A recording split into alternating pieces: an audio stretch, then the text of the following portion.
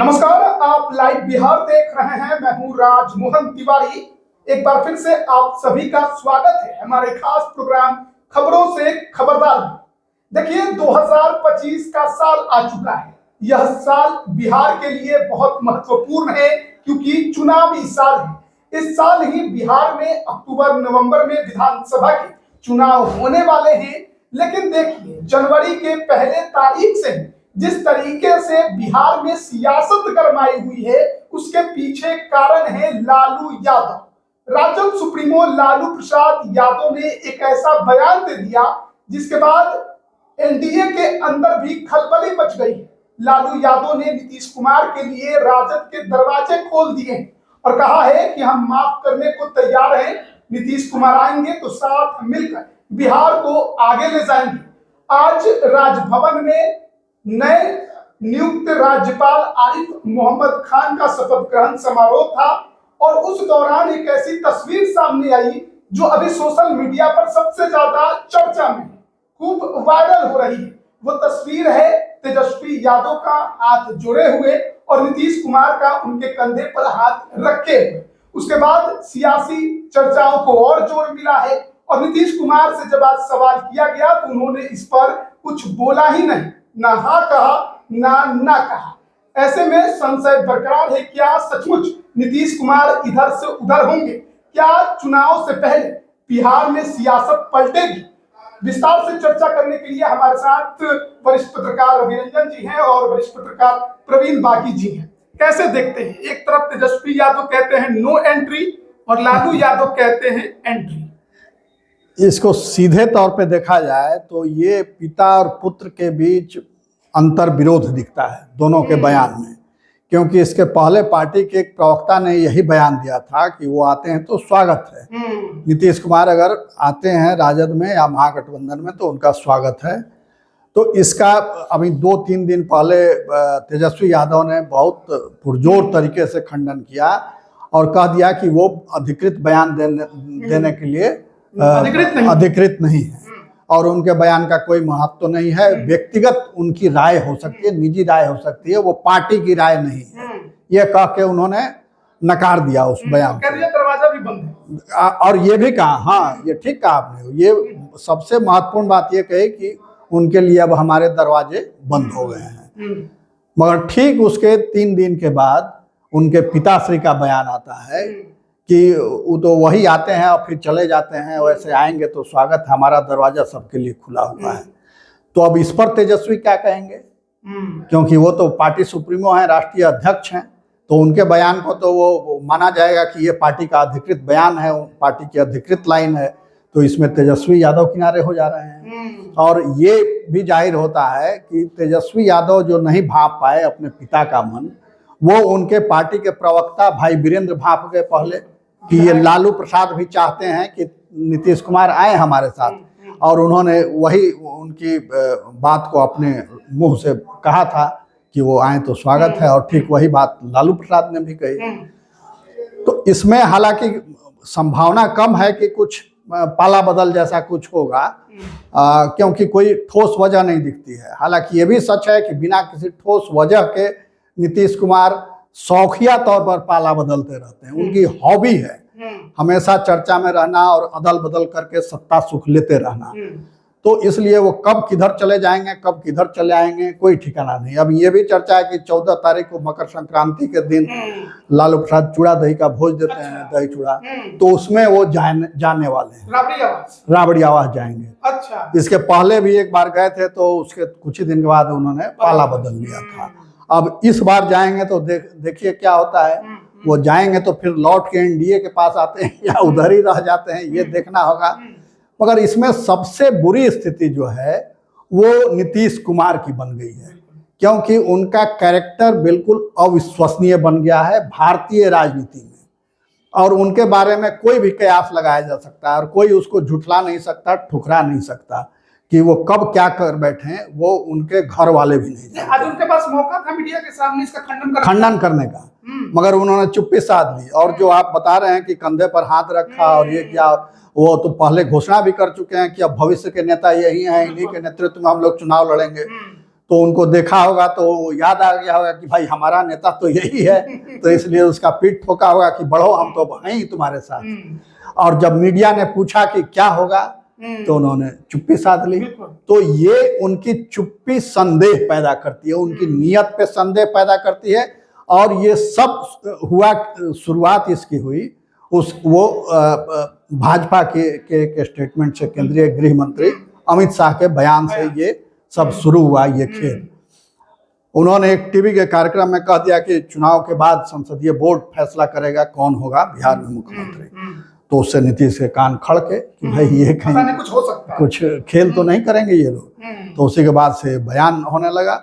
मगर मुझे लगता है कि ये राजनीतिक शगुफेबाजी ही ज्यादा है, मगर फिर भी नीतीश कुमार हैं, कुछ भी कर सकते हैं। रविरंजन जी, आप कैसे देखते हैं? नहीं, लालू प्रसाद यादव जो बातें कह रहे हैं उसमें देखिए आरजेडी का डर है और बीजेपी भी डरी हुई है। दोनों तरफ 2025 के चुनाव को लेकर एक डर जो है, उसी डर के तहत लालू यादव भी चाहते हैं कि नीतीश का साथ हो, लेकिन तेजस्वी यादव इस जंजाल से अब वो निकलना चाहते हैं। तेजस्वी यादव को अपनी ताजपोशी दिख रही है और इस बार नहीं हुई तो फिर वो लंबा माने वो हो जाएगा।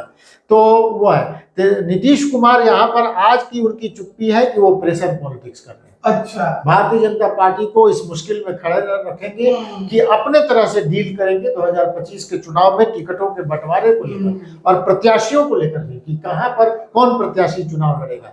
इस बार कोई कोर कसर नहीं रहे कि कहीं चिराग पासवान हरा देंगे, कि कहीं उपेंद्र कुशवाहा हरा देंगे और कहीं कोई। तो नीतीश कुमार इस बात को मैंने आज जो उनको कह देना चाहिए था, क्योंकि तो पहले कई बार कह चुके कि अब मैं कहीं नहीं जाऊंगा, प्रधानमंत्री का पैर पड़ने लगे हैं, कितनी बार उन्होंने इसका कहा। तो कहने में दिक्कत क्या है, लेकिन वो जानते हैं कि 2025 के चुनाव में जब तक कुछ इस तरह का नहीं बना के रखेंगे तो डील करने में मुश्किल होगा। मतलब लालू यादव ने नीतीश कुमार को एनडीए में अपर हैंड दे दिया। हाँ, दे दिया है, लालू यादव ने दे दिया। नीतीश कुमार अपर हैंड में है और बीजेपी भी डरी हुई है, बैकफुट पर है।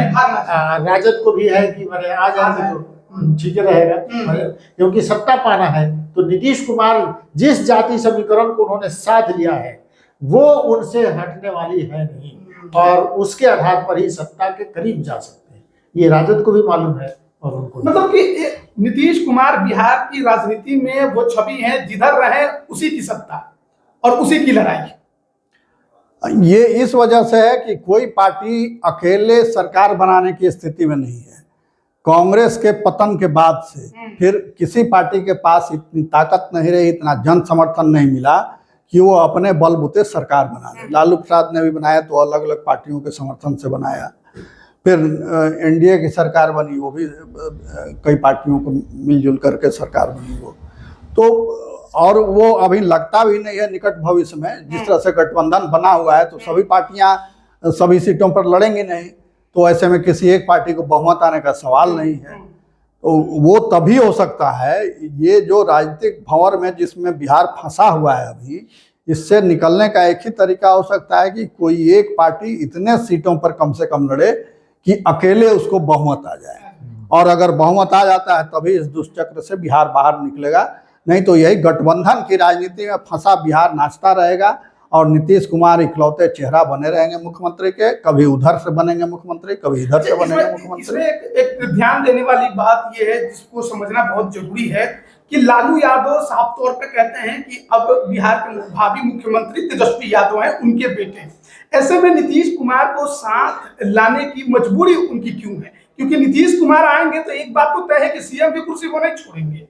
नहीं छोड़ेंगे, वो तो तय हो गया था पिछली बार जब उनका गठबंधन हुआ था कि अगले चुनाव में इनको बना देंगे, तेजस्वी यादव को बना देंगे। अब तो फिर से जब गठबंधन हाँ, गठबंधन बन गया तो वो अंदर खाने ये भी सूचना चारों ओर फैल रही है कि उन लोगों ने पूरी कोशिश की थी नीतीश कुमार को अपने साथ लाने की, राजद ने, और ये भी कहा था कि आप ही के नेतृत्व में सरकार बने। अभी की बात है ये। हाँ, ये ताजा जब तेजस्वी यादव विरोध नहीं कर रहे थे। हाँ, तो मगर नीतीश कुमार तैयार नहीं हुए, उन्होंने इनकार कर दिया कि नहीं, ये संभव नहीं होगा मेरे लिए। तो उसी के बाद से तेजस्वी यादव का बयान आया कि दरवाजे बंद हैं। जब उन्होंने देखा कि अब ये डील नहीं हो सकती है, तो उन्होंने दरवाजा बंद कर दिया। मगर ठीक 2 दिन के बाद उनके पिताजी ने दरवाजा खोल दिया। मतलब उम्मीद की एक किरण छोड़ दिए, एक रास्ता खुला हुआ है, है। एक रास्ता उन्होंने छोड़ दिया है। बेटा ने बंद किया रास्ता, तो पिता ने दरवाजा खोल दिया कि पता नहीं कब मन बदल जाए। और नीतीश कुमार कहीं से कुछ मिलेगा तो नीतीश कुमार पीछे उतने ज्यादा हटते नहीं। और नीतीश कुमार को मैंने चाहिए जरूर, मैंने सत्ता पर बने रहना सबसे बड़ी उनकी चाहत है कि वो मुख्यमंत्री बने रहे और आखिरी समय तक वो बने रहे। तो इसके लिए उनको साथ तो चाहिए। राजद से उनका सहज एक अलायंस है, जो उसमें वो सहज रहते हैं। आज सहज तो सबसे ज्यादा वो बीजेपी के साथ रहते हैं। ये एनडीए के साथ, बीजेपी एनडीए के साथ उनका सहज अलायंस है और उसके साथ वो सहज महसूस करते हैं। राजद के साथ जब वो जाते हैं तो वो असहज हो जाते हैं, क्योंकि अपने अंदाज में लालू प्रसाद यादव शासन चलाने लगते हैं, तो उसमें वो टोका टोकी वो पसंद नहीं करते नीतीश कुमार। और राजद ये एनडीए तो है, भारतीय जनता पार्टी तो नतमस्तक है।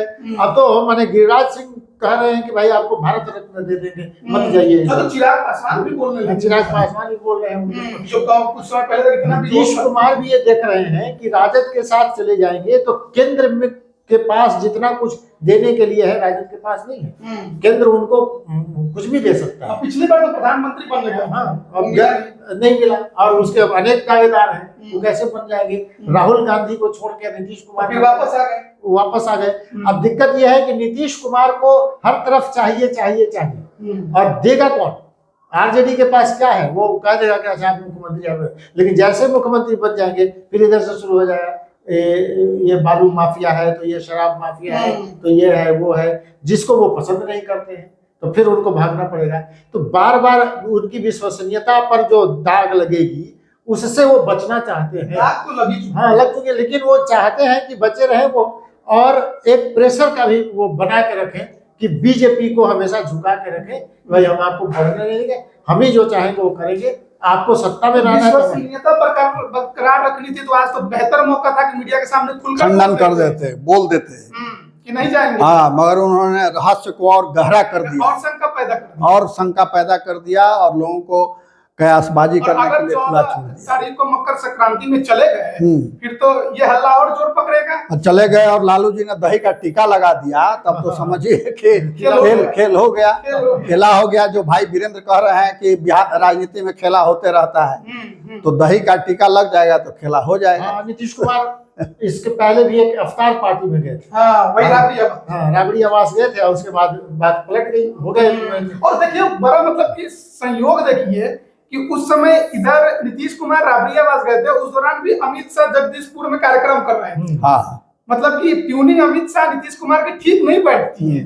उस समय भी छोड़े, जब पाला बदला तो यही हाल हुआ, और अभी भी जब पाला बदलने की चर्चा है तो अमित शाह का बयान फिर घूम फिर के आता है, उसी बयान के इर्द गिर्द राजनीति हो रही है।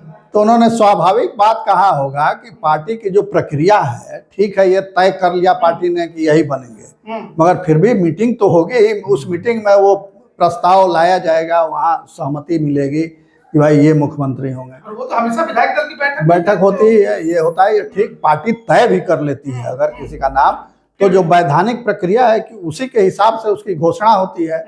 तो इसलिए उनका बयान उसी संदर्भ में था कि ये संसदीय, हाँ, अब नीतीश कुमार दिल पर ले बैठे कि कहीं हमारा महाराष्ट्र जैसा यहाँ तो नहीं कर दिया जाएगा। वहाँ भी शिंदे के नेतृत्व में चुनाव लड़ा होगा। ये आरोप रहा है जिनके साथ रही है उन्हीं को तोड़ दिया है। क्या नीतीश कुमार को कहीं ना कहीं ये डर सता रहा है? निश्चित रूप से नीतीश कुमार को ये डर है, और बीजेपी भी अपने चाल चलने से वो पीछे हटती नहीं है। वो हर प्रयास करती है कि किसी तरह से माने सत्ता में बने रहें या सत्ता को हासिल करें। बिहार एक ऐसा स्टेट है कि जिस पर बीजेपी हर हाल में चाहती है कि सत्ता अपना सीएम बनाए, लेकिन ये बरसों से बीजेपी इसमें सफल नहीं है। मैंने सुशील मोदी के हाथों में बीजेपी जब थी तो ये उन पर भी आरोप था कि सुशील मोदी ने बीजेपी को नीतीश कुमार के हाथों बेच दिया है। अब भारतीय जनता पार्टी के पास ऐसा कोई नेता नहीं है कि जो पार्टी को अपने दम पर आगे ले जा सके, तो नीतीश कुमार के साथ उनकी मजबूरी है, लेकिन वो कोशिश तो करते रहते हैं कि किसी तरह से उनको हर्ट करें कि अपना कोई आदमी वो कर सके, लेकिन वो कर नहीं पाएंगे। और नीतीश कुमार अभी मैंने जब तक ईश्वर करें कि वो स्वस्थ रहें, और नीतीश कुमार जब तक हैं तो सत्ता तो नीतीश कुमार की चाहे इधर रहे चाहे उधर। चाहे उधर। कोई नीतीश कुमार कुर्सी नहीं छोड़ने वाले। नहीं छोड़ने वाले अगर हो। मान लेते हैं कि राजद के साथ गए भी 25 के चुनाव में, आपको लगता है कुर्सी छोड़ेंगे तेजस्वी के लिए? नहीं, बिल्कुल नहीं, और इस शर्त पर वो तैयार ही नहीं होंगे। जो डील अगर होती भी है तो इसी शर्त पर होगी कि वही मुख्यमंत्री होंगे। और इस पूरे खेल में जो उप मुख्यमंत्री हैं विजय सिन्हा, उनका एक भाषण भी बड़ा उल्लेखनीय रहा। अच्छा। अटल जी की अभी जयंती या पुण्यतिथि कुछ थी, तो उसमें उन्होंने जयंती में भाषण किया कि जब तक भाजपा का मुख्यमंत्री यहाँ नहीं बनता तब तक अटल जी का सपना पूरा नहीं होगा। उनका सपना था कि बिहार में भाजपा की सरकार बने। हाँ, तो अब उसको भी वो भी एक इशू बन गया, और वो भी जदयू के मन में, नेताओं के मन में संशय पैदा कर दिया कि कहीं ये लोग तो ये तो हर पार्टी जिसके 2 विधायक हैं, असदुद्दीन ओवैसी के जिनके 4-5 विधायक हैं, वो भी ये दावा करते हैं कि हमारी ही सरकार बनेगी और हमारा मुख्यमंत्री होगा। मुकेश सहनी भी दावा करते हैं कि अगली सरकार हमारी होगी, चिराग पासवान भी दावा करते हैं। तो ये तो दावा है, हर पार्टी करती है, और जनता के बीच इसी आधार पर वोट मांगती है कि आप हमको जिताइए ताकि हमारी सरकार बन सके। उसी संदर्भ में विजय सिन्हा ने भी ये बात कही, और सरकार में वो शामिल तो है ही, पार्टी भाजपा भी शामिल है, अभी मिली जुली सरकार है यहाँ।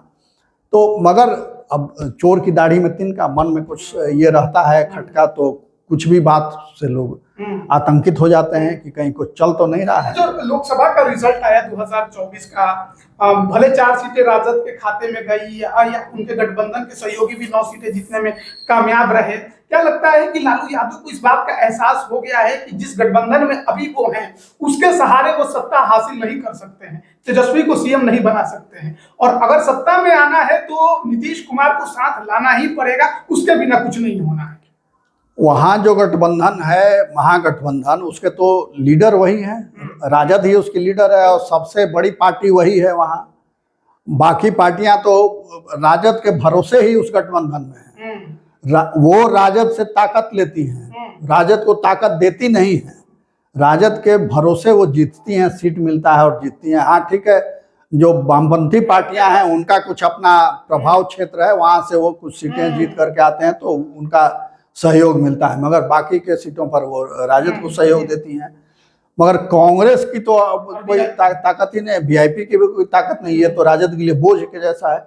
मगर फिर भी वो एक गठबंधन बना हुआ है तो उसमें कुछ सीटें उन लोगों को दे देते हैं, और यही वजह है कि बिना बात किए लालू प्रसाद सीटों की घोषणा कर देते हैं। गठबंधन के साथ कोई मीटिंग नहीं करते, सीटों के बंटवारे पर कोई विमर्श नहीं करते, और एक तरफा घोषणा कर देते हैं कि हम इतना, आप इतना पर लड़ी, और सभी पार्टियां मानती हैं। थोड़ा मुंह गाल बजा करके, फिर मजबूरी है उनकी, नहीं मानेंगे तो जाएंगे कहाँ, तो इसलिए मान लेती हैं। तो यही वजह है कि उनका मन डोलते रहता है, और नीतीश कुमार अगर ऐड हो जाते हैं राजद के साथ तो थोड़ा आधार बढ़ जाता है, वोट बढ़ जाता है। ये उदाहरण, हाँ उदाहरण है, जो पार्टी एकदम सिमट गई थी राजद, तो उसको इन्होंने ही प्राणवायु दी और वो फिर से उठ खड़ी हुई पार्टी। अच्छा, लालू यादव के इस बयान ने बीजेपी को कितना पीछे बैकफुट पर धकेल दिया है? देखिए, नीतीश कुमार जी ने खुद को ऐसा बना लिया है, अपनी छवि ऐसी गढ़ ली है उन्होंने कि अब उन पर कोई भरोसा नहीं करता है। न लालू प्रसाद भरोसा करते हैं, न भाजपा का नेतृत्व उन पर भरोसा करता है, और न उनके पार्टी के कार्यकर्ता उन पर भरोसा करते हैं। मगर ये है कि उनका एक चेहरा ऐसा बना हुआ है, उस चेहरे के चलते सब लोग चाहते हैं कि हमारे साथ रहें, उसका राजनीतिक लाभ मिलता है। वोट समीकरण है, और उन पर कोई भ्रष्टाचार का आरोप नहीं है, लंबे समय से राजनीति में है, साफ सुथरी छवि है, और ये है कि विकास ओरिएंटेड उनका माइंड है। वो चाहते हैं कि बिहार आगे बढ़े, बिहार का विकास हो, और बिहार की सूरत उन्होंने बदली भी है। बीजेपी को इससे कितना नुकसान होगा? जो लालू यादव का बयान आया है, वो बीजेपी कितने बैकफुट पे अब जा चुकी है? अब सीट बार्गेनिंग में अपर हैंड हो जाएगा इसमें जेडीयू का, बिल्कुल। हालांकि उसका तो फार्मूला बनेगा जो चला आ रहा है इतने दिनों से, उसी फार्मूले के आधार पर, तो उसी में 2-4 सीट आगे पीछे होता है, तो उसमें अब उसकी ताकत बढ़ेगी। जैसे कि 20 का जो रिजल्ट था उसमें जेडीयू तीसरे नंबर की पार्टी हो गई, और एनडीए में बीजेपी सबसे बड़ी पार्टी, लगभग 2 गुने विधायक। ऐसे में उसके पास अपर हैंड तो था इस बार ज्यादा सीट लेने का, क्योंकि अभी तक बड़े भाई की भूमिका में नीतीश कुमार दिखते थे बिहार में। इस बार बीजेपी के पास मौका था कि हम बड़े भाई बनकर आए, लेकिन लालू यादव ने जो बयान दे दिया, अब बीजेपी अपर हैंड में तो बिल्कुल नजर नहीं है। नहीं आएगी, बीजेपी अपर हैंड में नहीं आएगी। और अब तो जो बंटवारा होगा तो लोकसभा का ताजा चुनाव जो हुआ है उसके आधार पर होगा, उसमें विधानसभा जोड़ के लोकसभा का जोड़ करके उसे, तो लगभग बराबर बराबर सीटों पर दोनों पार्टियां लड़ती हैं। कुछ एक सीट पर जरूर आगे रहती है जदयू, तो उसी आधार पर बंटवारा हो जाएगा। बीजेपी के साथ सीट बंटवारे को लेकर कोई इशू नहीं होगा। तो आखिरी में रवि रंजन जी से कमेंट लेंगे, कैसे देख रहे हैं सचमुच बीजेपी को बैकफुट पे धकेल दिया गया? देखिए, लालू प्रसाद यादव ने ये बयान देके निश्चित रूप से बीजेपी को मुश्किल में डाल दिया है। अब बीजेपी को ये डर सता रही है कि नीतीश कुमार का मन कब डोल जाए, और अगर वो नीतीश कुमार का मन डोल गया तो भारतीय जनता पार्टी की मुश्किल बढ़ जाएगी। तो नीतीश कुमार अब इस प्रेशर को और माने मजबूती से वो प्रेशर बना सकते हैं बीजेपी पर कि आप भाई हमारे हिसाब से चलिए और हम जो कर रहे हैं वो उस हिसाब से चलेगा। बीजेपी को बैकफुट पर जाना ही पड़ा है। लालू प्रसाद यादव के इस बयान का असर राजद और नीतीश पर कितना पड़ेगा, ज्यादा असर भारतीय जनता पार्टी। बिल्कुल। तो देखिए, हम चर्चा कर रहे थे बिहार की सियासत की 2025 के चुनाव से पहले जिस तरीके से अभी सियासी हलचल तेज हुई है उस पर हम बातचीत कर रहे थे। क्या हो सकता है नीतीश कुमार और बिहार की राजनीति का भविष्य? आप इस पर क्या राय रखते हैं कमेंट करके जरूर बताएं। आप सभी का बहुत बहुत धन्यवाद।